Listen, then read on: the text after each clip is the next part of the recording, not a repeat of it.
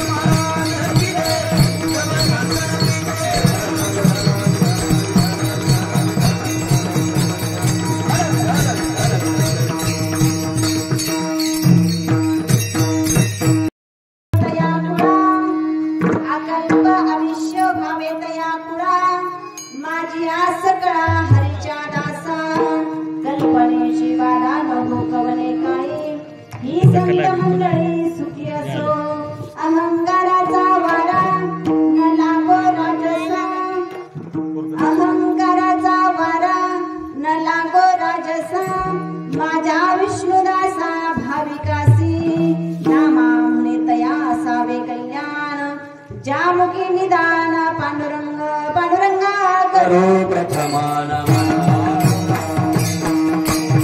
पांडुरंगा करो प्रथमा नमः तुझे चरण संतानिया पांडुरंगा करो प्रथमा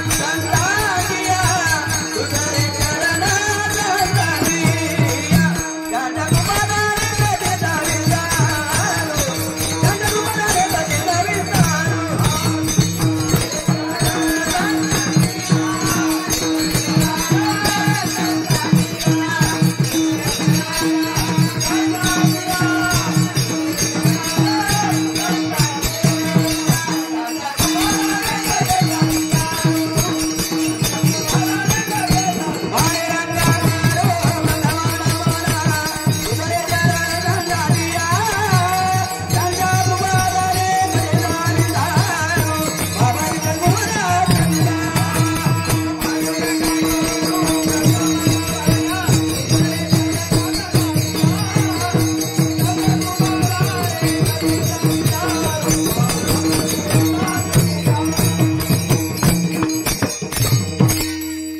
पांडुरंगा करो प्रथमा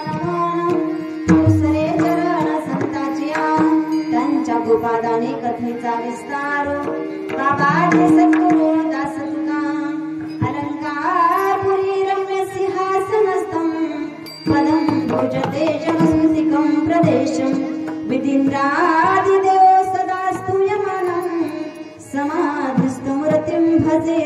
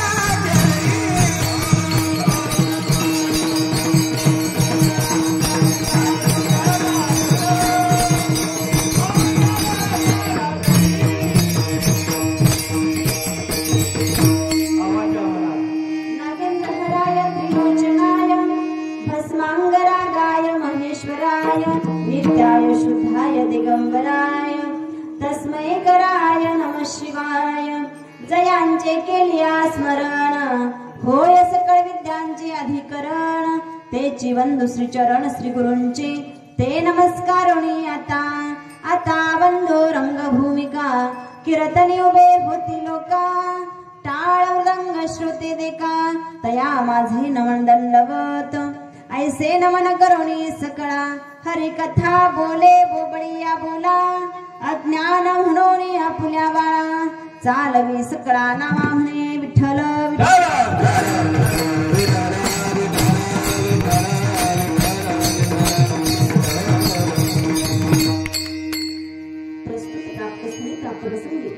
अखिल कोटी ब्रह्मांड नायक भगवान पांडुरंग परमात्मा यांच्या सेवेसाठी निवडलेला अभंग श्री संत नामदेव महाराज यांचा 4 चरणाचा उत्कृष्ट असा मागणी मागणारा सर्वांच्या पाठातील असणारा आजचा अभंग सेवेकरता निवडलाय. विठ्ठल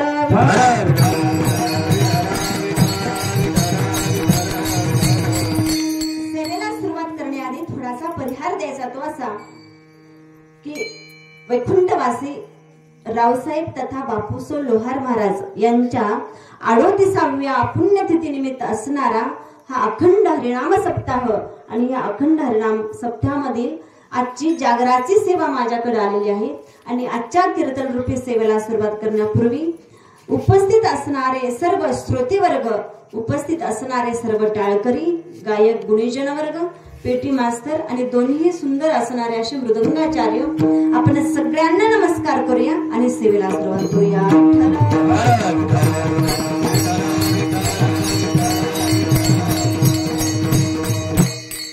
38 वर्ष झालं त्यांना जाऊन, तरीही आज आपण त्यांचे काय करतो तर पुण्यतिथी साजरी करतो. बघा, हा कार्यक्रम का करायचा, हा कार्यक्रम का करायचा त्याचं एकच कारण आहे, तर सामाजिक प्रबोधन घडावं, अनेक विचारांची माणसं एकत्रित यावी, हिंदू धर्म टिकावा, वारकरी संप्रदाय वाढावा, यातून नामचिंतन घडावं आणि आपल्या सद्गुरूंचं काय व्हावं तर सेवा घडावी, एवढीच इच्छा आणि एवढ्या करताच असणारा हा एवढा सगळा अट्टहास. आणि ज्यांच्या प्रेरणेने चाललेला असला आपला आजचा हा अखंड हरिनाम सप्ताह, ते म्हणजे अमित महाराज यांच्या प्रेरणेने चालत असलेला हा अखंड हरिनाम सप्ताह. चला, वेळ झालेली आहे, जास्त वेळ न करता आपण सेवेला सुरुवात करू. विठ्ठल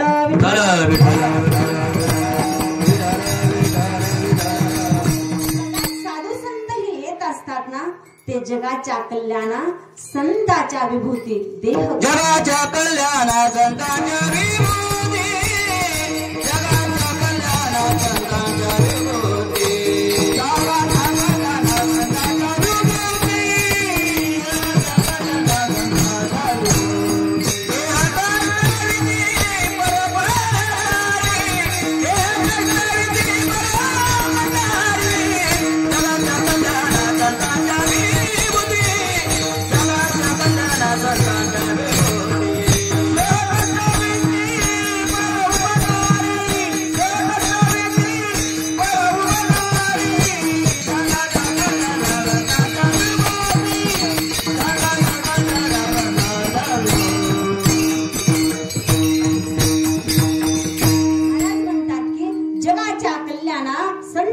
विभूती, विभूती देह कष्टविती परोपकारे.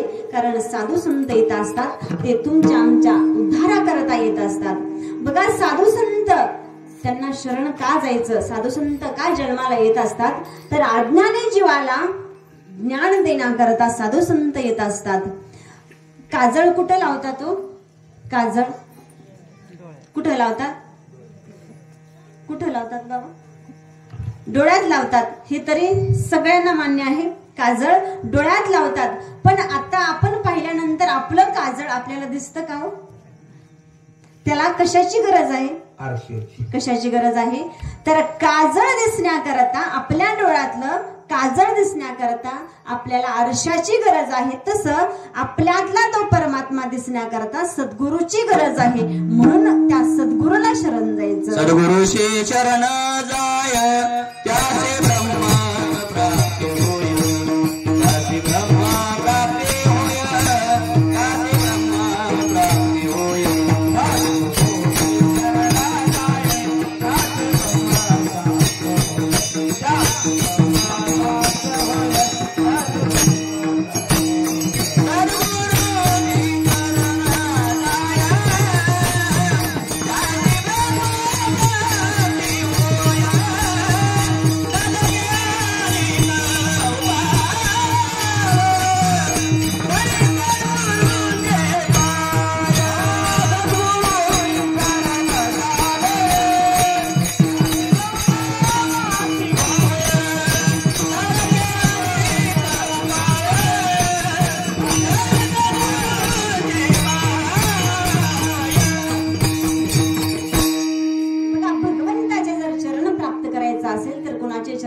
पाहिजे तर सद्गुरूचे चरण धरले पाहिजे आणि तुम्ही आम्ही जी काही सेवा करताय ती आपल्या सद्गुरूंची सेवा करतोय. बघा आपल्याला अभिमान पाहिजे, आपल्याला अभिमान पाहिजे, आपल्या जातीचा अभिमान पाहिजे, आपल्या मातीचा अभिमान पाहिजे, आपल्या गावाचा अभिमान पाहिजे आणि आपल्या भावाचा अभिमान पाहिजे. बघा जीवन जगत असताना तुमच्या आमच्या घराण्यात एवढे मोठे सद्गुरू जन्माला येतात म्हणजे आपलं किती परम भाग्य आहे. बघा भाग्य आहे की नाही? आपल्या भागात नव्हे तर आपल्या गावामध्ये ज्यांनी जन्म घेतला का ते बापूसो लोहार महाराज किती लोकांना कळाले हो, किती लोकांना कळाले. पार मुंबईपर्यंत त्यांनी सप्ताह चालू केले, पार मुंबईपर्यंत त्या लोहार महाराजांनी परमार्थाची ध्वजा फडकवली. पण ते लोहार महाराज आपल्या गावाला कळालेत का हो? अहो आपल्याला जर ज्ञानेश्वर महाराज कळले असते ना तर ज्ञानेश्वर महाराजांना या लोकांनी त्या झोळीमध्ये क्षण टाकलं नसतं. आपल्याला जर जगद्गुरु तुकाराम महाराज कळले असते ना तर जगद्गुरु तुकाराम महाराजांच्या गाथ्यातल्या ज्या काही लिहिलेला गाथा होता ना तो पाण्यामध्ये बुडवला नसता. जर आपल्याला जगद्गुरु तुकाराम महाराज कळलेच असले असते ना तर आपण गाथा बुडवला नसता. आपल्याला जर खरोखरच संत कळाले असते ना तर आज आपण कुठं गेलो असतो. पण आज आपण जमिनीवरच का आहोत तर आपल्याला अजून सद्गुरू कळाले नाहीत. एक शोकांतिक आहे, जर आपल्याला रावसाहेब महाराज कळाले असते ना तर आज भव्य आणि दिव्य सोनवडे गावामध्ये मंदिर असलं असतं. आपल्याला जर लोहार महाराज कळालेच असते ना तर आज भव्य दिव्य मंदिरामध्ये त्या महाराजांची समाधी असली असती. आपल्याला कुठं कळाले अजून? चांगलं काय आणि वाईट काय कधी कळणार आहे आपल्याला? कारण जीवन जगत असताना जर चांगलं काय हे जर कळत नसेल तर आपलं जीवन म्हणजे व्यर्थ जीवन आहे. विठ्ठल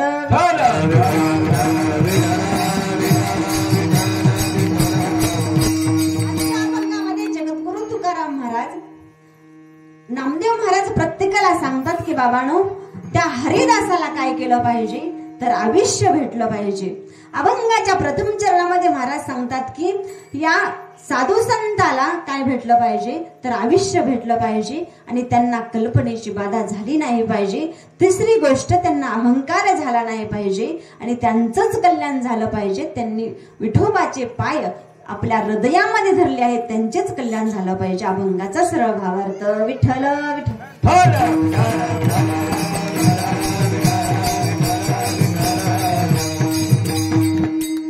बघा खाल्ल्याशिवाय बघा चावल्याशिवाय गिळत नाही, चावल्याशिवाय गिळत नाही आणि ऐकल्याशिवाय कळत नाही.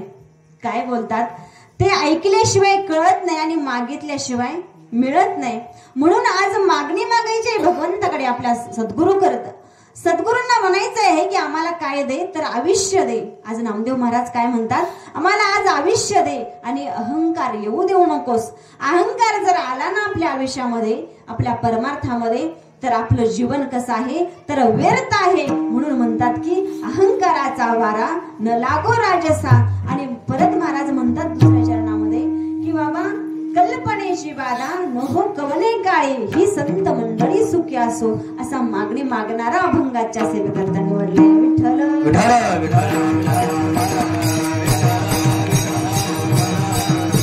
बऱ्याच लोकांना शंका येईल की कधीच न मागणारे साधू संत आज कसे काय मागतात? बरं साधू संत मागतात काही मागणे हे अमानुचित, वडिलांची रीत जाणत असो.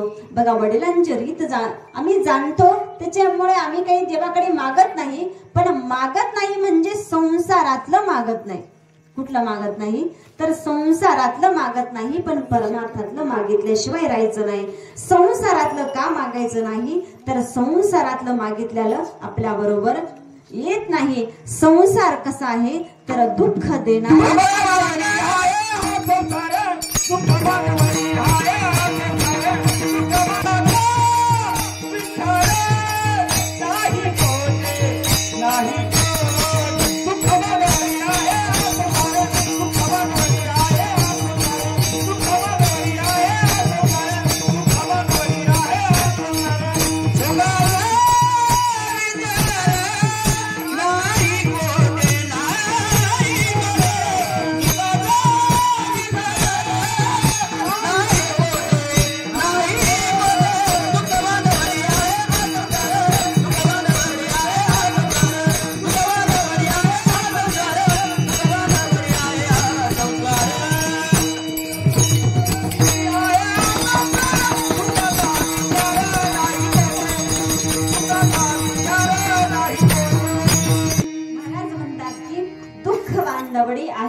संसार सुखाचा विचार नाही कोठे. कारण या संसारामध्ये काय आहे, काय आहे तर दुःख आहे. त्याच्यामुळे संसाराबद्दल मागायचं नाही. संसारामध्ये मागितलं तर ते आपल्या बरोबर काय आहे येत नाही. आपल्या बरोबर येतं का संसारातलं काही मागितलेलं? काय 2-4 एकर जमीन तुमच्या माणसाने नेले का बरोबर? 2-4 बंगले किंवा 4-5 लाख काही नेले का माणसाने? नाही नेलं. कारण संसारामधलं काहीच घेऊन जाता येत नाही. म्हणून परमार्थातलं घेऊन जाता येतं. म्हणून परमार्थाबद्दल मागायचं आहे. परमार्थ मागायचा आहे, नवे नवे तर देवाला मागायचं आहे. बघा मागत असताना महाराज म्हणतात की संसारातलं मागायचं नाही, कारण तो नशिबानं आपल्याला सगळं भेटत असतं. तुम्ही कितीही प्रयत्न करा बघा, सज्जनाव गरीबापासून ते श्रीमंतापर्यंत सगळे लोक रात्रंदिवस प्रयत्न करतात. कशा करता तर संतती संपत्ती आणि सुख मिळवण्याकरता. पण सगळ्यांना सारखं सुख आहे का हो? कोणी गरीब आहे, कोणी श्रीमंत आहे, कोणी चांगला आहे किंवा वाईट आहे. बघा प्रत्येकाला सगळ्याला सारखं सुख भेटत नाही. त्याचं कारण एकच आहे. कारण की त्याचं कारण काय आहे तर भोग संचित आहे. भोगने ते फळ संचिताचे. जसं आपलं संचित असतं ना त्याचप्रमाणे आपलं प्रारब्ध घडत असतं. त्याच्यामुळं संसारातलं नाही मागितलं तर ते आपल्याला आपोआप काय होतं भेटतच असतं.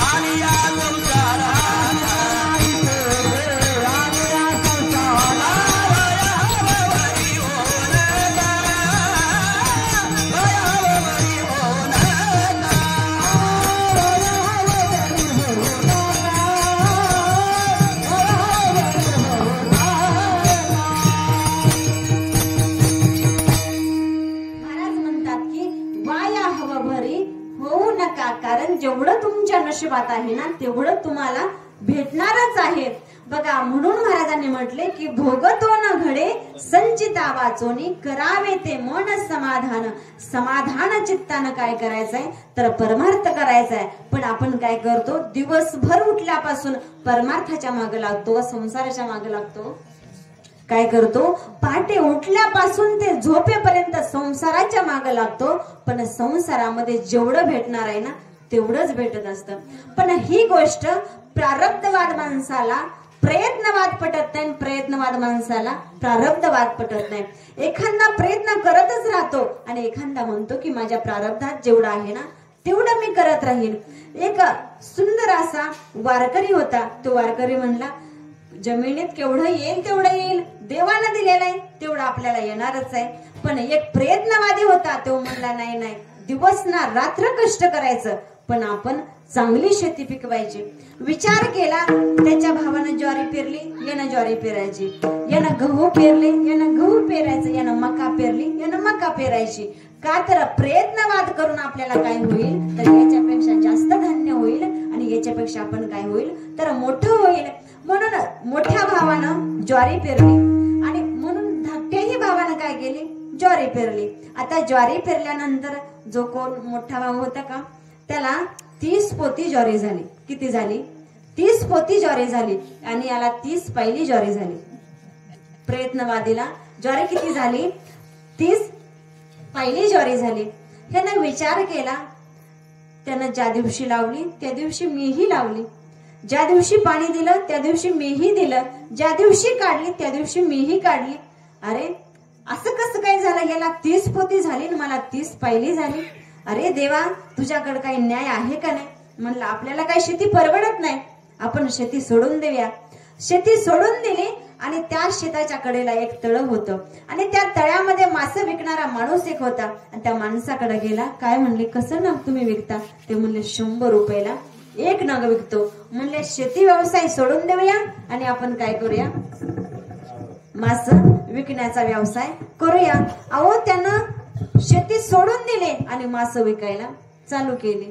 पण प्रारब्धच माणसाच्या जीवनातलं चांगलं नसल्यावर काय करणार. बघा जो का पहिला होता का त्याला असे मोठे मोठे मासे सापडायचे आणि याला उग करगळ एवढे मासे सापडायचे. तो म्हणला क्या करू यार, खेत में गया तो लांगा लोंगा आणि मछली पकडने को गया तो झंगा झुंगा. अरे देवा तुझ्याकडे न्याय आहे का, अरे करू तर काय करू. वैतागला आणि शेजारच्या गावामध्ये कीर्तन होतं, त्या कीर्तनात गेला. कीर्तन संपलं, महाराजाच्या पाया पडला आणि पाया पडल्यानंतर म्हणला काहो महाराज तुम्ही किती पैसे घेता कीर्तनाचे. ते महाराज म्हटले मी 30,000 रुपये घेतो. म्हणले चांगला धंदा आहे की हा. कोण म्हणतो, मास विकणारा म्हणतो चांगला धंदा आहे की. म्हणले आपण बाकी सोडून देऊया आणि काय होऊया, कीर्तनकार होऊया. असा त्यानं विचार केला. मग काही माणसं म्हटली का हो कीर्तन म्हणजे असंच नाही कीर्तनाला उभा राहता येणार, मग त्याकरता माळ घालावे लागेल, त्याला नामचिंतन करावे लागेल, साधना करावी लागेल. बरं असं का. मग त्यानं माळ घातली आणि साधना करण्याकरता एका लिंबाच्या झाडाखाली गेला आणि लिंबाच्या झाडाखाली गेल्यानंतर नामचिंतन करत बसला. पण योगायोगानं त्याच गावातली चोरी झाली होती आणि सगळी माणसं चोर हुडकत होती. चोर कुठं सापडतोय का, चोर कुठं सापडतोय का, इकडं तिकडं लपलाय का हे पाहत होती. पण जात असताना तो लिंबाखाली नामचिंतन करणारा तो नवीन माळकरी त्या माणसांना दिसला. आता मला सांगा रात्रीचा वेळ आहे, एखादा माणूस 8 रानामध्ये लिंबाच्या झाडाखाली जर नामचिंतन करत बसला असेल तर माणसं त्याला चोर म्हणतीलच ना. अहो काही विचार केला नाही, त्या माणसाजवळ गेले आणि त्याला असा मारला आणि त्या झाडाला उलटा टांगला आणि उलटा टांगल्यानंतर माणसं ते निघून गेले आणि निघून गेल्यानंतर ती माणसं म्हणतात बाबा हा चोर आहे, आपल्याला सापडलाय, पण सकाळी आपण काय करूया गावात नेऊया. पण तोपर्यंत ज्याला उलटा टांगलेला होता का तो नवीन वारकरी तो म्हणू लागला क्या करू यार, खेत में गया तो लांगा लोंगा, मछली पकडने को गया तो झांगा झुंगा आणि साधू बन गया तो उलटा टांगा. अरे देवा करू तर मी काय करू. बघा तुम्ही धंदा बदलला म्हणजे तुमचं प्रारब्ध बदलत नसतं. जेवढं तुमच्या आयुष्यामध्ये आहे ना तेवढं भेटतच असतं. म्हणून संसाराबद्दल काही मागायचं नाही. विठ्ठल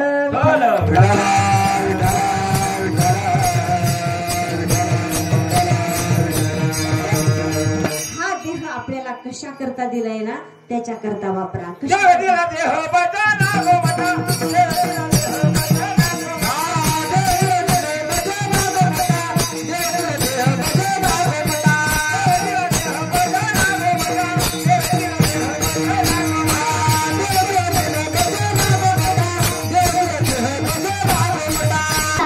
भजना गोमटा आणि तोया झाला फाटा बाधिकेचा. बघा देवानं आपल्याला देह भगवंताची भक्ती करण्याकरता दिलाय. कशा करता दिला, भगवंताची भक्ती करण्याकरता दिला. पण तुम्ही आम्ही भगवंताची भक्ती न करता काय करतो तर संसार करतो. कारण की याच देही घडे देवाचे भजन अनेक हे ज्ञान नाही कोटे. कारण पशु काय पाप पुण्य जाणते, उत्तम मध्यम भोग भोगिती. पशु पक्ष्यांना याचं ज्ञान नाही, याचं ज्ञान फक्त मनुष्य जातीला आहे. म्हणून एक दिवस हा देह जाणार आहे, एक दिवस हा देह जाणार आहे. म्हणून जाण्याचा देह जाणार राशी काळे बखाणार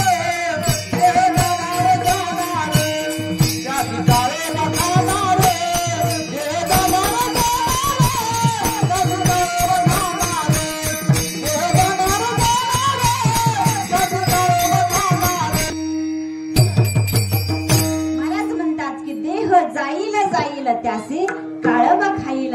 एक दिवस काळाच्या तावडीमध्ये आपल्याला सापडणार आहोत. म्हणून काळाच्या ताब्यात जाण्यापेक्षा आधी आपण सावध झालं पाहिजे. सावध झालो हरीच्या आलो जागरणा. म्हणून महाराज म्हणतात नामदेव महाराज की बाबांनो तुम्ही बाकीच्या गोष्टी न करता भगवंताचं भजन करा. आणि भगवंताचं भजन जो करतो ना त्याला कसं कर, अकल्पापर्यंत आयुष्य द्या भंगाचं प्रथम चरण. कल्पावीच भावेत या पुरा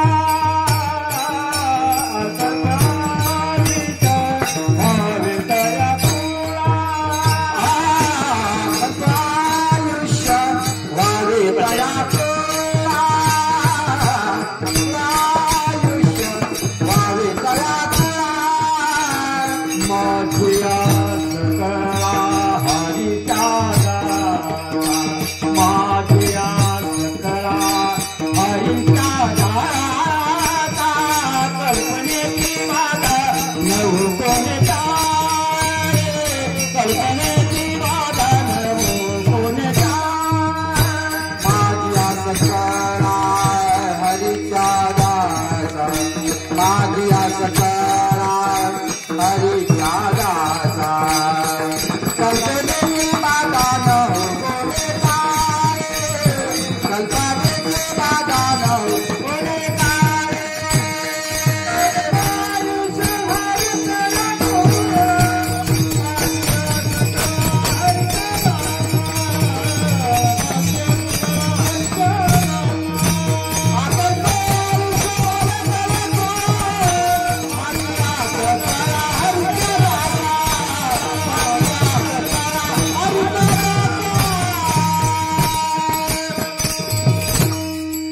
अभंगाच्या प्रथम चरणामध्ये महाराज सांगतात की अकल्प आयुष्य व्हावे तया कुळा माझी सकळा हरीच्या दासा. त्या हरीच्या दासांना काय कर तर अकल्पापर्यंत आयुष्य दे. म्हणजे चंद्र सूर्य आहे तोपर्यंत त्यांना आयुष्य दे. बघा हरिभक्त कुणाला म्हणायचं? हरिभक्त कुणाला म्हणायचं? ज्याच्या गळ्यामध्ये पवित्र तुळशीची माळ आहे, ज्याची आळंदी पंढरीची वारी आहे, त्यांना काय म्हणायचं तर हरिभक्त म्हणायचं. आणि त्या हरिभक्तांना काय कर अकल्पापर्यंत आयुष्य दे. बघा ना, माझ्या माऊली जेव्हा माझे माऊली समाधीला जात होते आणि जात असताना माझ्या माऊलींचं आयुष्य किती होतं आयुष्य? समाधी घेताना माऊलींचं आयुष्य किती होतं? किती? 22 वर्ष. फक्त वयाच्या 22व्या वर्षी ज्ञानेश्वरी हरिपाठ माऊलींनी लिहिला आणि लिहिल्यानंतर 22व्या वर्षी काय करतात तर समाधीला जातात. तेव्हा नामदेवराज रडतात, तेव्हा सकळ संत मंडळी रडतात. आणि संत मंडळी रडत असताना यात विशेष नाही, पण जगाचा बाप सुद्धा रडत होता की एवढ्या लहान वयामध्ये माऊली माझी समाधी घेतात, एवढ्या लहान वयामध्ये माझ्या माऊलींना जावं लागतं. अशा माऊलीनं करता काय केले तर अकल्प आयुष्य व्हावेत या कुळा माझ्या सकळा हरीच्या दासा. बघा जेव्हा गद्दमादक नावाच्या वानराला हातामध्ये कुंभकर्णानं पकडलं आणि पकडल्यानंतर तो कुंभकर्ण म्हणतो, बघ तू रावणाचा म्हणशील ना तर तुला जीवदान देईल. बघा त्या वानरानं सांगितलं, अरे मी मेलो तरी चालेल पण रावणाचा म्हणून जगणार नाही. रामाचा म्हणून त्यानं मरण स्वीकारलं पण रावणाचा म्हणून जगला नाही. अशा व्यक्ती करता अकल्प आयुष्य व्हावे तया कुळा माझ्या सकळा हरीच्या दासा. अहो कुर्मुदास महाराजांना हात नाहीत, पाय नाहीत, पण पंढरीची वारी केली आणि पंढरपूरची वारी करत असताना ज्यांना हात नाहीत, पाय नाहीत, ते गडबडत लहुळ गावापर्यंत आले. लहुळ गावामध्ये आल्यानंतर जेव्हा फक्त एकच मुक्काम राहिला होता तेव्हा भानुदास महाराज म्हणतात, कुर्मुदासा आता उद्या आपण पंढरपुरामध्ये पोहोचणार आहोत. तेव्हा कुर्मुदास म्हणतात, माझं तेवढं पुण्य नाही, देवाला सांगा एकदा तुम्ही चंद्रभागेचं स्नान करण्याऐवजी 2दा चंद्रभागेचं स्नान करा, कारण माझी कपॅसिटी नाही तिथपर्यंत जाण्याची, माझा तेवढा ताकद माझ्यामध्ये राहिली नाही. मग तुम्ही काय करा, देवाचं दर्शन घेताना 2दा दर्शन घ्या, एकदा माझ्या नावचं आणि एकदा तुमच्या नावचं दर्शन घ्या.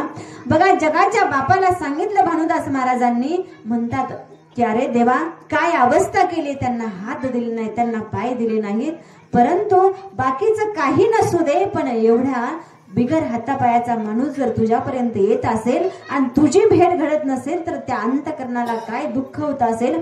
अहो जगाच्या बापानं उडी मारली विटेवरून आणि कुर्मुदासापाशी गेले आणि कुर्मुदासापाशी गेल्यानंतर आपलं डोकं मांडीवरती घेतलं आणि सांगितलं, कुर्मुदासा काय पाहिजे तुला सांग, दिव्य देह देऊ का? तेव्हा कुर्मुदास महाराज म्हणतात की बाबा देवा अरे काही नको, मला या देहाला मी कंटाळलोय रे, मला काही नको, फक्त माझी एकच इच्छा होती की तुझं दर्शन पंढरपूर मध्ये येऊन घ्यावं. पण 1 दिवसाचं आयुष्य त्यांना कमी पडलं आणि अशा संतान करता अकल्प आयुष्य व्हावे तया कुळा काय करा तर अशा व्यक्तीने करता, अशा संतान करता नामदेव महाराजांनी आयुष्य मागितलं. विठ्ठल विठ्ठल. नामदेव महाराज परत सांगतात की आयुष्य देच पण आयुष्याबरोबर कायदे त्यांच्या मनामध्ये कल्पनेशी बाधा होऊ देऊ नकोस. अभंगाचं दुसरं चरण.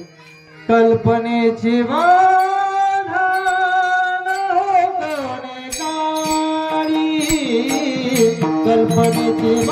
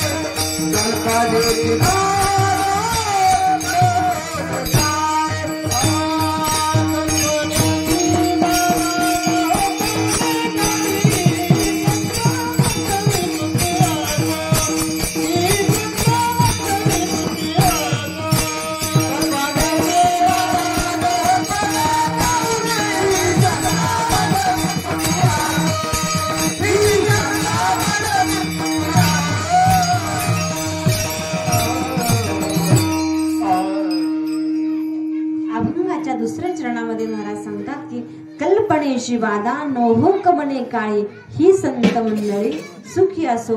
आता कल्पनेची बाधा या शब्दाचा अर्थ काय आहे तर मिळालेल्या गोष्टीमध्ये सुख न मानता न मिळालेल्या गोष्टीमध्ये दुःख मानणं.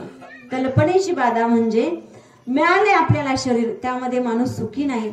आपला जर भात चांगला आला तर माणसाला काय होतं, सुख होतं. पण आपलं भाताचं पीक वाईट आलं आणि शेजारच्या भाताचं पीक चांगलं आलं तर आपल्याला कल्पनेची बाधा व्हायची काही कारण आहे का? आलं का लक्षात कल्पनेची बाधा? बघा, एका माणसाला 30 पोती गहू झाले. किती पोती गहू झाले? 30 पोती गहू झाले. तरी पण घरी आला आणि तोंड पाडलं, रडायला लागला. शेजारच्याने विचारलं, का हो, का रडताय? आता एवढी 30 पोती ज्वारी झाली, 30 पोती गहू झाला, तुम्हाला रडायची काय गरज आहे? ते म्हणले, काय हो, मी 40 पोती धरली होती. किती पोती धरली होती? मी 40 पोती धरली होती हो, पण 30च झाले. मला सांगा, 30 पोती ज्वारी गहू झालं, 30 पोती गहू झालं, त्याच्यामध्ये माणूस आनंदी आहे का? पण सर्व सुखाची आशा जन्म गेला, सर्व सुखाची आशा जन्म गेला.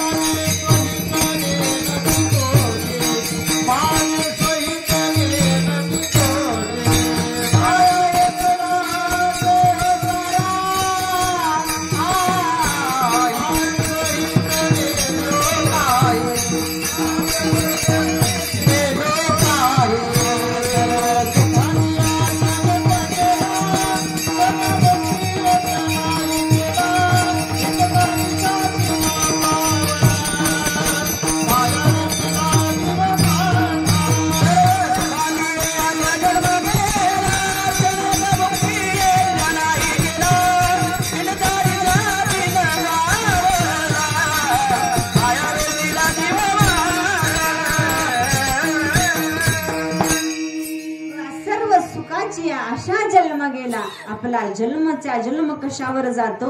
आशेवरती जातो. आशेवरती म्हणजे बघा आपल्याला आज 5 एकर जमीन आहे, पण माणसाला आशा कशाची लागले?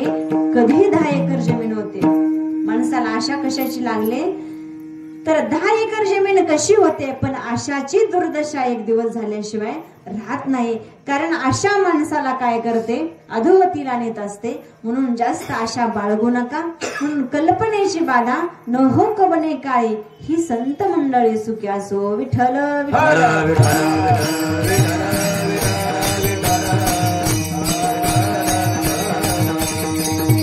प्रत्येकाला आशा आहेच ना. आमच्या घरचे आमच्यावर खूप प्रेम करतात, आमच्या घरचे आमच्यावर खूप प्रेम करतात. ही फक्त आशा आहे, ही तुमची फक्त आशा आहे. एक माणूस आम्हाला भांडायचा की तुम्ही कीर्तनामध्ये सांगता की बाबा तुमच्या घरची तुमच्यावर प्रेम करत नाहीत किंवा कोणीच कोणाचं नसतं, कोणीच कोणाचं नसतं. जेव्हा आपण एकमेकांना सांगतो ना तेव्हा लोक म्हणतात तसं नाही हो, नाही कोणाचे कोणी नाही रे, नाही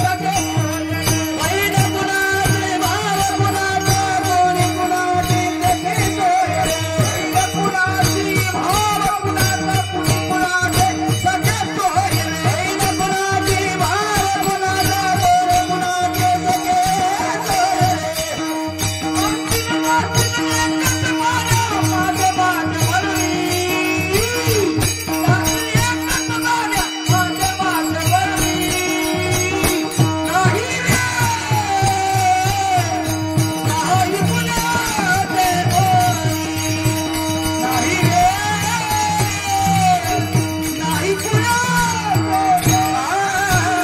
नाही रे, नाही कुणाचे, नाही रे, नाही कुणाचे, नाही रे,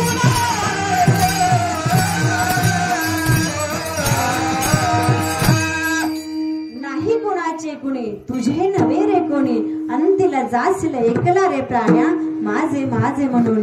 बहीण कुणाची, भाव कुणाचा, कोण कुणाचे सगळे सोय रे. इथं कोणीच कोणाचं नाही. तुम्ही कशा करता आणि कुणा करता आशा करता.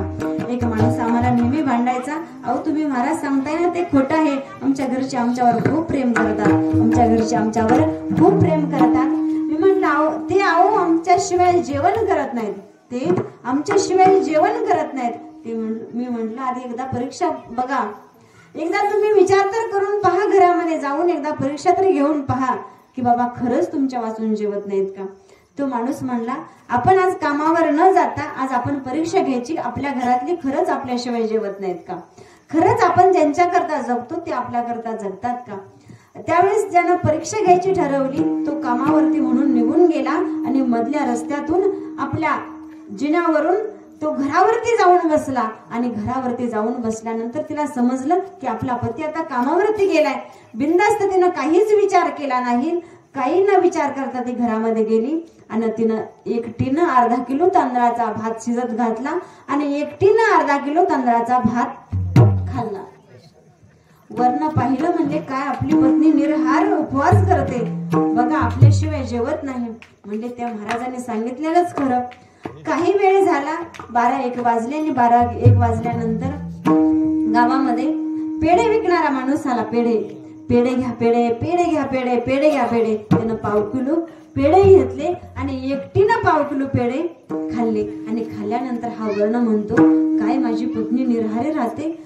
काही वेळानं 5-6 वाजले आणि 5 वाजल्यानंतर पहिल्या काळामध्ये बघा कारखाने नव्हते, त्याच्यामुळे ऊस ना दारावरती विकायला यायचे.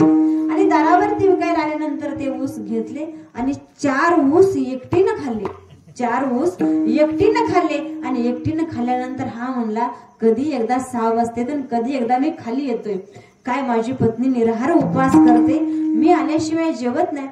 आणि 6 वाजले, हा खाली उतरला आणि रोजच्या रस्त्याने तो घरी आला.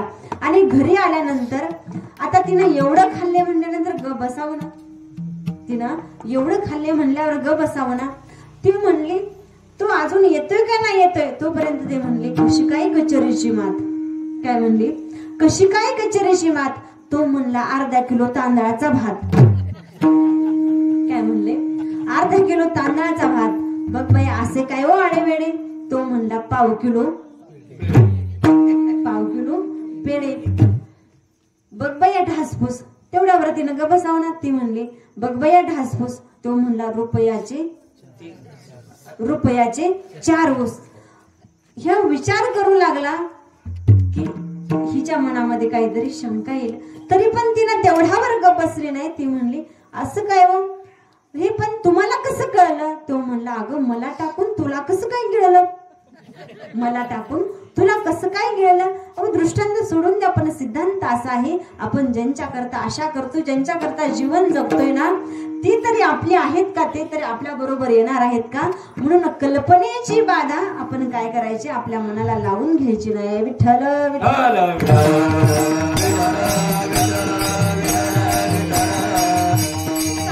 बऱ्याच लोकांना काय होतं तर कल्पनाची बाधा झालेली असते. एका माणसाला 25 हार घातले. किती घातले 25 हार घातले. पण शेजारचा माणूस मोजत होता. कीर्तन झाल्यानंतर तो म्हणू लागला की काय हो महाराज तुमच्यावर किती लोक प्रेम करतात. 25 हार घातले. किती 25 हार घातले. म्हणले त्यांनी 25च हार घातले का. म्हणले अहो मी 50 हाराचे पैसे दिले होते लोकांना. किती हाराचे 50 हाराचे पैसे दिले होते. म्हणजे त्यांना 25 हार घातले याच्यात आनंद नाही, पण 25 का नाही घातले याचा आनंद त्यांचं काय आहे तर दुःख आहे. पण त्याचं कीर्तन झालं बाहेर निघाला. आपण जात असताना एका माणसानं गाडी थांबवली. म्हटले अहो महाराज बघा तुमचे 90 बॅनर लावलेत गावातनं. किती 90 बॅनर लावलेत. तो म्हणला 90च लावले का, मी 150 बॅनरचे पैसे दिले होते. किती 150 बॅनरचे पैसे दिले होते. म्हणजे माणसाचं कसं आहे बघा 90 बॅनर लावले त्याचं सुख नाही, पण राहिलेले 60 बॅनर का लागले नाहीत याचं माणसाला दुःख आहे. म्हणून माणूस बाकीचा विचार न करता काय करतो कल्पनेची बाधामध्ये माणूस अडकून जातो. आता कल्पनेची बाधा म्हणजे नाही त्या गोष्टीचा विचार करणं, नाही ती कल्पना आपल्या मनामध्ये आणून नेणं. एक रस्त्याच्या कडेला 3 जण निघाले जात असताना आपली मुलगी वडील आणि जावाई आणि 3 जण जात असताना माणसाची सुंदर अशी ज्वारी आली होती. एकमेकाला म्हणून लागली काय सुंदर ज्वारी आल्या हो, काय सुंदर ज्वारी आल्या हो. म्हणले नक्की याला 30 पोती ज्वारी होणार, नक्की याला 30 पोती ज्वारी होणार. पण जावाई म्हणला नाही नाही नाही 30 पोती ज्वारी नाही होणार, याला 20च पोती ज्वारी होणार. या दोघांचं लागलं भांडण आणि भांडणामध्ये जावयानं सासरा उचलला आणि पालथा घातला आणि जी मारायला चालू केलं आपली लेक होती. आता कुणाला समजवणार, एकीकडून आपला पती आहे एकीकडून वडील आहेत. पण वडिलांच्या कानाजवळ गेली आणि म्हणाली अहो आपल्या नवऱ्यानं माझ्या नवऱ्यानं किती मारले तुम्हाला, अहो ती पाड किती लाल झाली बघा घासून घासून. अहो आता तरी म्हणा 20 पोती, आता तरी म्हणा बाबा 20 पोती. तो माणूस झोपल्या पडल्या म्हणतो अगं वसू पाठ किती बी घासू ग, पण 10 पोत्याची गळ कशी ग सोसू. मला सांगा अशी कल्पनेची बाधा काय कामाची आहे. मग महाराज म्हणतात की कल्पनेची बाधा नहो कवने काळी ही संत मंडळी सुखी असो. आणि ही संत मंडळी सुखी असो. आता संत कुणाला म्हणायचं तर सन्मार्गाने वर्तन करणारे, देवस्वरूप असणारे, विद्या व विनय यामध्ये परिपक्व दशा गाडलेले, जगत कल्याणाकरता अवतीर्ण झालेले यांना संत म्हणायचं. आणि अशा संतांना काय दे सुख दे, पण संतांना सुख देत असताना अहंकार येऊ देऊ नकोस. अभंगाचं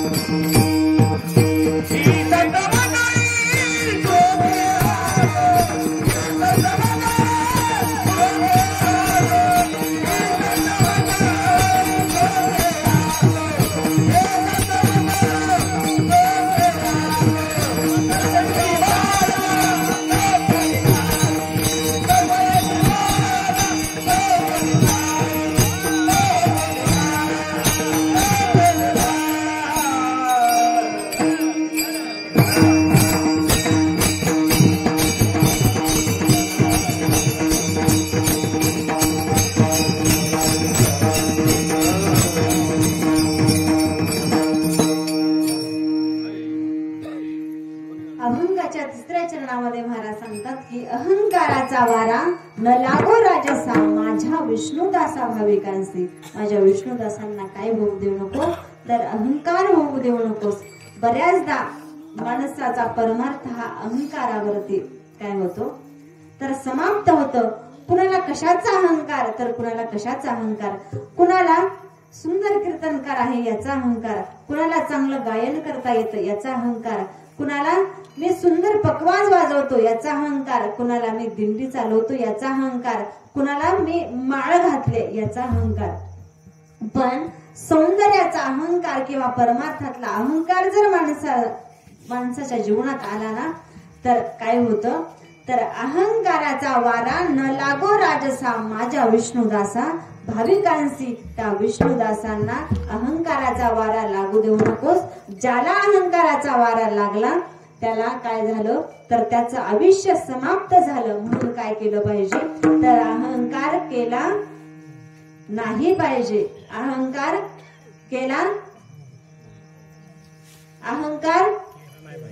केला नाही पाहिजे. येते का लक्षात? अहंकार केला नाही पाहिजे. शब्दाचा अर्थ कळते, अहंकार करायचा नाही. मग कोणत्याही गोष्टीचा असो, माणसाला घर चांगलं असल्यावर माणसाला वाटतं याचं घर असं आहे, आपलं घर कसं आहे. अहंकार म्हणजे मीपणा, अहंकार म्हणजे मीपणा. पण मी किती वाईट असतो बघा ना. एक जण म्हणू लागला की पतिव्रता 5 आहेत. कोणकोणत्या, तर अहिल्या, द्रौपदी, सीता, तारा. पण त्यामध्ये एका माणसानं ऐकलं आणि तो म्हणला कोणकोणत्या, तर अहिल्या, द्रौपदी, सीता, तारा. तो म्हणला त्यात माझ्या पप्पेची आई धरा, त्यात माझ्या पप्पेची आई धरा. हा माणसा जीवनातला काय आहे, तर अहंकार आहे.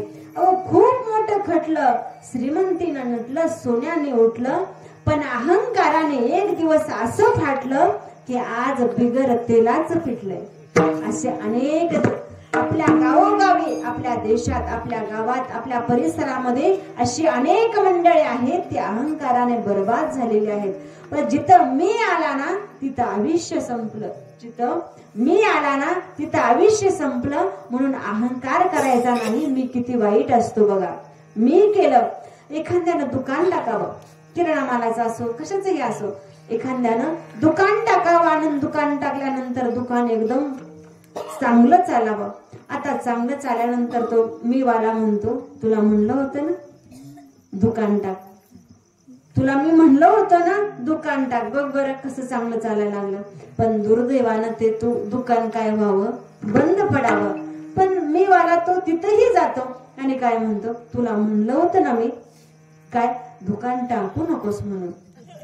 बघा, एखाद्या मुलीचं सासर एकदम सुंदर असावं, लगेच हा मी वाला तिथं जातो आणि म्हणतो, तुला म्हणलं होतं ना मी, तुला म्हणलं होतं ना मी त्या घरी मुलगी दे, तिचं कल्याण होईल. पण 2-4 महिन्यामध्येच तिचं काहीतरी व्हावं. लगेच काय म्हणतात ते मी वाला म्हणतो, तुला म्हणलं होतं ना मी, तुला म्हणलं होतं ना मी त्या घरी मुलगी देऊ नकोस म्हणून. म्हणजे मी एवढा वाईट असतो, मी एवढा वाईट असतो की बस. मी म्हणजे आपण स्वतःलाही मीपणा करणं म्हणजे अहंकार करणं वाईट असतं. एका माणसाला मी एवढा त्याच्या मनामध्ये बिंबलेला होता, मी केलं एवढं प्रत्येक गोष्टीमध्ये मी केलं. पण तो राजवाड्यामध्ये काम करता होता. पण राजवाड्यात काम करत असताना तो मी वाल्याची जरा बुद्धी बदलली आणि म्हणला आपण काय पण करायचं, पण या राजवाड्यामध्ये चोरी करायची, काही करायचं, पण या राजवाड्यामध्ये आपण चोरी करायची. अहो राजवाड्यात कामाला लागला आणि कामाला लागल्यानंतर कुठं सोनं असतं, कुठं नाणं असतं, कुठं काय ठेवलेलं आहे, कुठं पैसे ठेवलेले आहेत, ह्या मी वाल्याला सगळं लक्षात आलं. आणि सगळं लक्षात आल्यानंतर त्यानं प्लॅन रचला. बघा, ज्या कामाला यायचा ना तेव्हाच भिंतीवरती खुंट्या टोकून ठेवल्या, म्हणजे खिळे टोकून ठेवले, जेणेकरून की आपल्याला संध्याकाळी त्या भिंतीवर चढून आपल्याला राजवाड्यामध्ये प्रवेश करता येईल. त्यानं सगळी सिस्टीम लावल्यानंतर एक दिवस त्यानं काय केलं, चोरी करायची राजवाड्यात ठरवलं. आणि ठरवल्यानंतर संध्याकाळ झाली, बरोबर 12ला टोल पडली. आणि 12ला टोल पडल्याबरोबर त्या खिळ्यावरून, त्या खुंट्यांवरून त्यानं राजवाड्यात प्रवेश केला. सगळं सोनं नाणं जिथं ठेवलं होतं ते त्यानं पाहिलं, ते एका पेटीमध्ये भरलं. आणि पेटीमध्ये भरल्यानंतर एक चाटोल झाला. आणि एक चाटोल झाल्याबरोबर त्यानं ती पेटी उचलली आणि त्या भिंतीवरून खाली उडी टाकणार तेवढ्यामध्ये त्या सेवकांना वाटलं की आपल्या राजवाड्यामध्ये कोणीतरी आलेलं आहे. ढोल नगारे वाजू लागले. ढोल नगारे वाजत असताना सगळी मंडळी एकत्र जमली आणि राजवाड्याच्या दिशेने येऊ लागली. पण राजवाड्याच्या दिशेने येत असताना झालं काय, एका हातामध्ये ती सोन्या नाण्यानं पैशानं भरलेली पेटी घेतली आणि भिंतीवर उभा राहिला. आणि भिंतीवर उभा राहिल्यानंतर आता 2च्या टोल मध्ये उडी टाकणार तेवढ्यामध्ये सगळी माणसं पाहिली, ढोल नगाराचा आवाज पाहिला आणि उडी टाकण्याच्या नादामध्ये गडबडीमध्ये उडी पडली बाहेर आणि पिटी पडली, उडी पडली बाहेर आणि पिटी पडली आत. आता तरी आपण जाऊ शकत नाही, कारण सगळी मंडळी काय झाली, सावध झाली, जागी झाली. आपण जाऊ शकत नाही. पण हे राजवाड्यात राजांना सगळ्यांना कळालं की आपल्या घरामध्ये, आपल्या राजवाड्यात आज चोरी झाली. सकाळीच मीटिंग घेतली, सभा भरवली आणि त्याच्यामध्ये राजाने जाहीर केलं, जो कोणी चोरी कशी कशी झाली हे सांगल त्याला ही पेटी बक्षीस. ही गोष्ट त्या चोराच्या कानावर गेली. आता चोराला हे कसं घडलं हे सगळं माहितीये, त्याला दम निघेल का घरी बसून? नाही बसणार. अव सगळी चोर एकत्र झाली बाहेर. आता ती बातमी बाहेर पसरल्यामुळं सगळी चांगली माणसं, सगळी चोर माणसं, बाहेरची गावातली सगळी चोर जमली, सगळी माणसं जमली. आणि जमल्यानंतर त्या सभेमध्ये प्रत्येक जण येऊन पुढं राजवाड्यामध्ये आल्यानंतर पुढे येऊन त्या राजापाशी सांगत होते, बर का राज, असा इथून चोर आला असेल, यानं त्यानं ती पेटी पाहिली असेल, त्याच्यामध्ये सगळं सोनं नाणं भरलं असेल आणि तो नेत असेल. काही गोष्टी राजाला पटल्या की राजा म्हणायचा हो बरोबर आहे, हो बरोबर आहे. पण राजाला जे पटलं नाही तो म्हणायचा नाही ना, असं झालं नसेल. प्रत्येक जण यायचा ना, प्रत्येक चोर आपलं मत मांडायचा. पण मत मांडत असताना हो ज्यानं चोरी केली का त्याला आता सगळं माहिती होतं. मग तो कोणी सांगायला लागला ना, सर इथून चोर इथून आला असेल, तो म्हणायचा नाही नाही तसं नसेल राज, तसं नसेल राज झालं. मग ती प्रत्येक जण चोर आपापली मतं मांडू लागला. पण मतं मांडत असताना सगळ्यांची मतं झाली आणि आता फक्त एक चोर राहिला होता. चोर म्हणला, राजा मी सांगू का कशी कशी चोरी झाली? ते म्हणले ये ना पुढे, ये सांग. आणि सांग म्हणल्यानंतर तो चोर पुढे आला. बर का राजा, त्या चोराला आधीच कुठं सगळं गवाळ ठेवलं हे माहिती असेल, सगळं गवाळ कुठं ठेवलंय हे चोराला आधीच माहिती असेल. राजा म्हणला 10% तुझं बरोबर आहे. चोर मागच्या दरवाजानं घरामध्ये आला असेल, 20% तुझं बरोबर आहे, 20% पेटी तुझीच. त्याला आनंद झाला. तो म्हणला बर का ती पेटी त्यानं उचलली असेल, ती पेटी त्यानं उचलली असेल, 40% तुझं खरं आहे, ही 40% पेटी आता तुझीच आहे. बघा जरा वेळानं तो म्हणला बर का 12च्या टोल वाजल्यानंतर तो सगळं गबाळ गोळा केला असेल, एका पेटीमध्ये भरला असेल आणि 1च्या टोल पर्यंत त्यानं तयार राहिला असेल. पण तयार राहिल्यानंतर सगळीकडं त्याचा काहीतरी आवाज आला असेल, चोरी करतानाचा आवाज आला असेल आणि त्या आवाजानं ढोल नगारे वाजले असतील, सगळ्या माणसांना कळलं असेल. पण चोर ती पेटी उचलून घाई गडबडीने निघतच होता. पण निघत असताना 2चा टोल झाला असेल, 2चा टोल झाला असेल. राजा म्हणला की 80% ही पेटी तुझीच, सगळं बरोबर मला वाटते, 80% पेटी तुझीच आहे. बर म्हणले. पण पुढं असं झालं असेल राजा बर का 2चा टोल व्हायला आणि ती पेटी उचलून त्या चोरानं घेतली असेल. राजा म्हणलं बरोबर आहे, ती पेटी उचलून घेतली असेल, भिंतीवरून उडी मारत असेल. पण राजा झालं काय, अव पेटी पडली आत आणि मी पडलो बाहेर. पेटी पडली आत आणि मी पडलो बाहेर. बघा मी पणा कुठं सुद्धा चालत नाही. अहो तिथं सगळं बरोबर होतं, 90% पेटी त्याचीच होती. पण तिथं काय आडवा आला, तर मी आडवा आला. तसं तुमच्या आमच्या जीवनात सुद्धा काय आडवा येतो, तर मी आडवा येतो. तो मीच देवाला काय आवडत नाही. जिथं मी आडवा आला तिथं परमार्थ संपला म्हणून समजा. विठ्ठल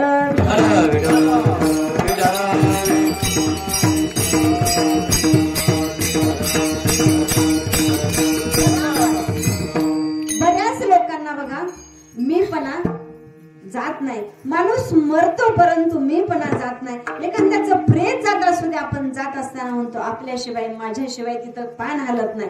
अहो प्रेताच्या ठिकाणी मशानभूमी सुद्धा मीपणा माणसाचा असतो. बघा संसारात असू द्याच. एका माणसाला एवढा अहंकार झाला, म्हणले माझ्याशिवाय माझी बायका पोरं चहा पित नाहीत, माझ्याशिवाय घरातलं पान हलत नाही, माझ्याशिवाय मी घरात गेल्याशिवाय घरची माणसं बाहेर जात नाहीत. मी गेल्याशिवाय मला विचारल्याशिवाय एक घासही उचलत नाही. मी गेल्याशिवाय कोणत्याच पैशाची वाटणी होत नाही. मी केल्याशिवाय शेती होत नाही. मी केल्याशिवाय नोकरी होत नाही. एवढा मीचा एवढा अहंकार झाला. आणि त्याचा रोजचा नियम होता मंदिरात जायचं आणि मंदिरात जाऊन दर्शन 5 मिनिटात दर्शन करून घरी यायचं. एक साधू महाराज रोज पाहत होते हे दर्शन करायला येतोय आणि पटकन निघून जातोय. पण त्यानं विचार केला की साधू महाराज म्हणू लागले का हो तुम्ही फारच गडबडीने जाता. ते म्हणले अहो माझ्याशिवाय तिथं पानही हालत नाही. मी गेल्याशिवाय माझी पोरं बाळ चहा पित नाहीत. माझी पोरं बाळ उठत नाहीत मी गेल्याशिवाय. म्हणले असं आहे का. फक्त तू एक विचार कर. काय कर. अरे इथं मी पणा चालत नाही. पोरं बाळ सगळी करत असतात. त्यांच्या हातामध्ये संसार सोडून दे. तू फक्त परमार्थाला लाग. म्हणले नाही नाही जोपर्यंत मी जिवंत आहे ना तोपर्यंत कुणाला काही जमणार नाही. म्हणले असं का. फक्त एक कर माझ्याकरता. रोज 6 वाजता येतोय ना. आता उद्यापासून 5 वाजता ये. का बरं. तुला श्वास कसा रोखायचा आणि कसा सोडायचा. तुला समाधी कशी लावायची. कशी आपण समाधीतून बाहेर जायचं हे शिकवतो. म्हणले चालते. त्यानं 10 दिवसात समाधी कशी लावायची शिकवली साधू महाराजांनी. म्हणले फक्त तुझी बायका पोरं तुझ्या वाचून चहा पितात का नाही. तुझ्या वाचून काही चालते का नाही हे फक्त पहा. मग काय करू साधू महाराज. म्हणले काही करू नको. घरी जा. घरीच गेल्यानंतर तू रोज 5 वाजता उठतोस तर 6 वाजता 6:30 वाजता तू उठ.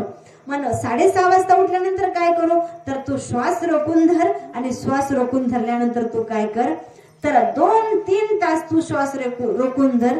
तुला तुझ्या घरातली माणसं तुझ्या वाचून काही चालते का नाही ते पहा. आणि पहा म्हणल्यानंतर यानं दुसऱ्या दिवस उजाडला आणि दुसऱ्या दिवशी त्यानं श्वास रोखून ठेवला. अहो रोज 5 वाजता उठणारं म्हातारं आज 6:30 वाजला तरी उठत नाही. आता करावं काय म्हणून आजीनं सांगितलं अरे रोज 5 वाजता उठणारा माणूस आज 6:30 वाजला तर उठला नाही. बघ ताप वगैरे आलाय का. त्यानं पाहिलं तर ताप आलेला पाहिला तर ताप गरम होता. अंग ताप वगैरे काहीच नव्हता. मग त्यानं बोट कुठं लावलं तर नाकाला लावलं तर श्वासोश्वास आला नाही. श्वासोश्वास आला नाही तर त्यानं विचार केला दादा आपले गेले का काय. म्हणून जी मोठ्यानं आवाज दिला दादा अहो रात्री चांगला होता ना आता काय झालं. दादा तुम्ही जेवण करून चांगलं झोपला आणि आता काय झालं सकाळी. आता ही पोराची रडणं ऐकून म्हातारी घेऊ बसली असेल का. अहो त्या कोपऱ्यातून जी उडी मारली त्या दादाच्या जवळ उडी मारली आणि जी रडायला लागली अहो दादा तुम्ही कसं मला सोडून गेला. अहो एवढ्या लवकर का सोडून गेला दादा. तुम्ही जायला नाही पाहिजे होतं. अरे देवा तुला का नाही बघवलं. मला आधी न्यायचं होतं. अरे मला आधी न्यायचं होतं असं म्हणू लागली. आणि म्हणत असताना सगळ्या उघड्या कानानं ती ऐकत होती. आणि ऐकत असताना आता सगळ्या पाहुण्या रावळ्यांना त्यांनी फोन केला घरच्यांनी. आणि पाहुणे रावळे जमले आणि जिवंत दादाला ताटीवर बांधलं. जिवंत दादाला ताटीवर बांधलं. ताटीवर बांधल्यानंतर हा विचार करू लागला श्वास तर रोखून धरायला सांगितले साधू महाराजांनी. काही वेळाने साधू महाराज येतो म्हणलेत. पण जर साधू महाराज नाही आले तर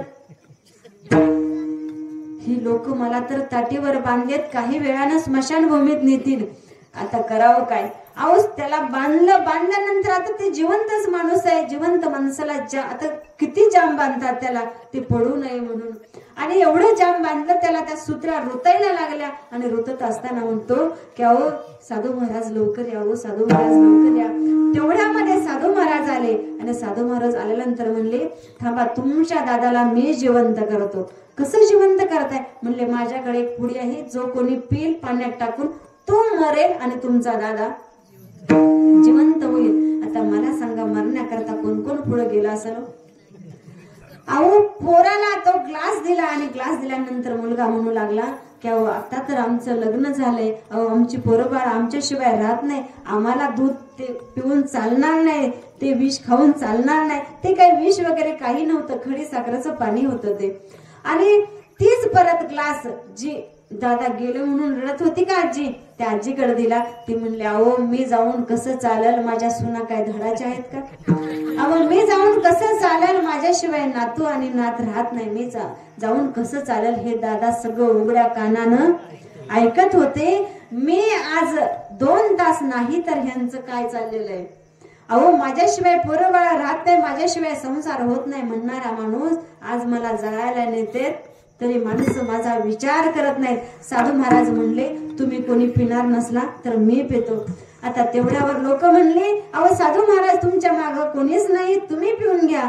अहो ज्यावेळेस साधू महाराजांनी तो ग्लास पिला आणि ग्लास पिल्यानंतर सगळी माणसं दादा उठून बसले, याला आनंद नाही. पण साधू महाराज ते पाणी पिऊन ते दूध पिऊन अजून मेले कसे नाहीत याच्याकडे सगळ्यांचं लक्ष. पण जो मीपणा होता का एका 2 तासामध्ये त्या दादाचा उतरला. म्हणून माणसानं जीवनामध्ये मीपणा म्हणजे अहंकार करायचा नाही. विठ्ठल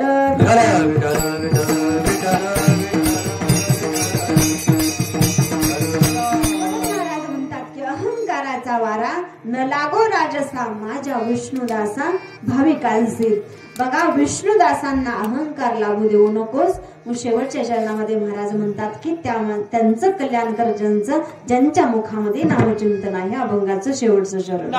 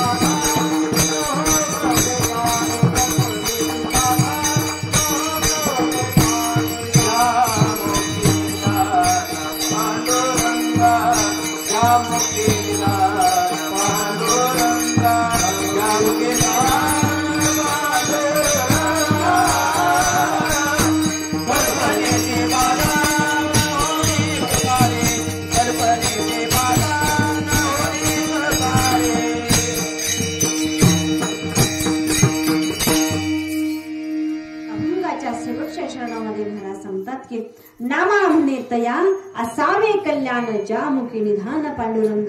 ज्याच्या मुखामध्ये नामचिंतन आहे ना त्या व्यक्तीचं तू काय कर तर कल्याण कर. नाम जप यज्ञोतो परम बाधू न शके स्नानादी कर्म. नामे पावन धर्माधर्म नाम परब्रह्म वेदार्थ.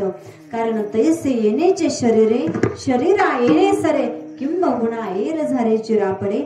जीवनामध्ये आल्यानंतर कल्याण करून घ्यायचं असेल तर काय करा तर भगवंताचं नामचिंतन करा. तेच देवाला आवडतं. आवडे देवाशी तो एका प्रकार नामाचा उच्चार रात्रंदिवस. माणसानं चिंता करण्यापेक्षा काय करायचं तर चिंतन करायचं. आवडीने भावे हरे नाम घेसी तुझी चिंता त्यासी सर्व आहे. ज्याच्या मुखामध्ये नामचिंतन आहे ना त्याचं कल्याण कर. माझ्या जनाबाई महाराजांनी आयुष्यभर काय केलं तर चिंतन केलं. अहो दळायला बसल्या तरी त्या काय करायच्या नामचिंतन करायच्या. त्या गौऱ्या लावायच्या तेव्हा सुद्धा काय करायच्या तर नामचिंतन करायच्या. सगळं काम करत असताना देव त्यांना काम करू लागायला आला. नवे तर एवढ्या कामानं एवढं नामचिंतन करून एवढं काम करून करून माझ्या जनाबाई महाराजांच्या केसांमध्ये उवा झाल्या. काय झाल्या उवा झाल्या. तर माझ्या जगाचा बाप त्यांना नाहू घालण्याकरता आला. बघा ज्याचं नामचिंतन करतो तो काय करायला आला तर उवा काढायला आल्या, नाहू घालायला आले. आणि नाहू घालायला आल्यानंतर नाहू घातलं आणि फणीनं बघा ज्यांच्या आता इकडं माहिती नसेल किंवा आता सध्याच्या काळामध्ये व हा शब्द बऱ्याच लोकांना माहिती नसेल. पण जेव्हा स्नान घातलं आणि एक फणी असते बघा कंगव्यासारखी त्या फणीनं काय केलं देवानं विंचरलं. जनीचे केस विंचरले आणि विंचरल्यानंतर जेवढ्या उवा निघतात ना तेवढ्या जगाच्या बापानं त्या उवा काढल्या. आणि उवा काढल्यानंतर ज्या काही बारीक सारीक राहिल्या असतील ना तर बघा सोलापूरला जा, पंढरपूरला जा, लातूरला जा, तुमच्या पाटण भागात जा, कुठेही जा, पण ऊ मारण्याची एकच पद्धत आहे. ऊ मारण्याची एकच पद्धत आहे. ती कशी आहे हो कशी आहे? ऊ मारण्याची एकच पद्धत आहे. बघा आता आम्ही ऊ मारतोय, फक्त ते जमते का पहा. मृदंगाचार्य आपल्याला काय करायचं आहे? ऊ मारायचे आहे. येते ना? नाही आलं तर नाही आलं, त्यात काय एवढं घाबरायचं नाही. बघा कुठल्याही जगाच्या कुठेही जा, पण ऊ मारण्याची पद्धत कशी आहे? जगाच्या बापानं त्या कंगव्यानं त्या फणीनं ओवा काढाव्या, राहिलेल्या ओवा आपलं नख असतात का, त्या नखानं अशी ऊ घ्यावी आणि ती या अंगठ्यावरती ठेवावी. काय करावी? त्या अंगठ्यावरती ठेवून जगाच्या बापानं दुसऱ्या अंगठ्यानं काय करावी? अशी मेले का? अशीच प्रत्येक ऊ काढून देगाच्या बापानं जनाबाई महाराजांच्या केसातल्या ओवा काढून मारल्या. अहो अशा माणसाचं कल्याण कर ज्या व्यक्तीनं नामचिंतन केलंय. म्हणून नामा म्हणे तया असावे कल्याण, ज्या मुखी निधान पांडुरंगा. कारण नामचिंतन केल्यालाच काय होतं तर देवाला आवडतं. विठ्ठल विठ्ठल.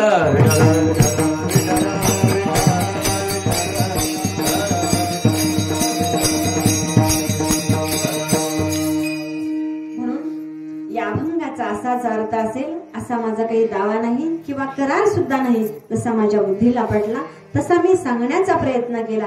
या अभंगामध्ये नामदेव महाराजांनी काय केले आहे तर मागणी केलेली आहे. तर काय कर माझ्या साधू संतांना, माझ्या संतांना काय कर, माझ्या संतांना काय कर तर अकल्प आयुष्य भावित या कुळा, माझ्या सकळा हर्षादा असा. कल्पनेची बाधा न कवने काळी, ही संत मंडळी सुखी असो. किंवा अहंकाराचा वारा न लागो राजसा, माझ्या विष्णुदासा भाविकासी. शेवटी महाराज नामदेव महाराज म्हणतात की नामा म्हणे तया असावे कल्याण, ज्या मुखी निधान पांडुरंगा. अहो ज्या नामदेव महाराजाचा अभंग घेतलाय का, त्या नामदेव महाराजांच्या कीर्तनामध्ये देव नाचत होता. जे महाराज सांगतात ना आपल्याला, मागणी मागतात ना, त्या नामदेव महाराजाच्या कीर्तनामध्ये जगाचा बाप नाचत होता. नामदेव कीर्तन करी पुढे नामदेव कीर्तन करी पुढे देवनाथ पांडुरंगा. नामदेव कीर्तन करी पुढे देवनाथ पांडुरंगा. नामदेव कीर्तन करी पुढे देवनाथ पांडुरंगा. नामदेव कीर्तन करी पुढे देवनाथ पांडुरंगा. नामदेव कीर्तन करी पुढे देवनाथ पांडुरंगा. नामदेव कीर्तन करी पुढे देवनाथ पांडुरंगा. नामदेव कीर्तन करी पुढे देवनाथ पांडुरंगा. नामदेव कीर्तन करी पुढे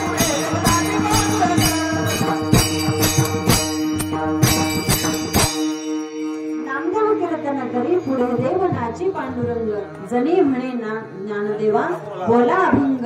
बघा त्या जनाबाई महाराजांनी सांगावं की अभंग म्हणा म्हणून एवढा अधिकार माझ्या नामदेव महाराजाचा होता. आणि त्या नामदेव महाराजाचा अभंग आज आपण सेवकर्ता निवडलेला होता. त्यामध्ये मागणी मागितली. तुम्ही आम्ही सुद्धा मागणी जरूर मागा, परंतु संसारातलं मागू नका. मागायचं असेल तर संसारातलं मागा. संसारातलं न मागता परमार्थातलं मागा. परमार्थातलं मागितलं तर तुमचा आमचा उद्धार झाल्याशिवाय राहणार नाही. झालेली सेवा भगवंताच्या चरणी समर्पित करून, मातापित्यांच्या चरणी समर्पित करून, रावसाहेब तथा बापूसो लोहार महाराज यांच्या चरणावरती समर्पित करून सेवेला इथेच पूर्ण विराम. ज्ञानेश्वर माऊली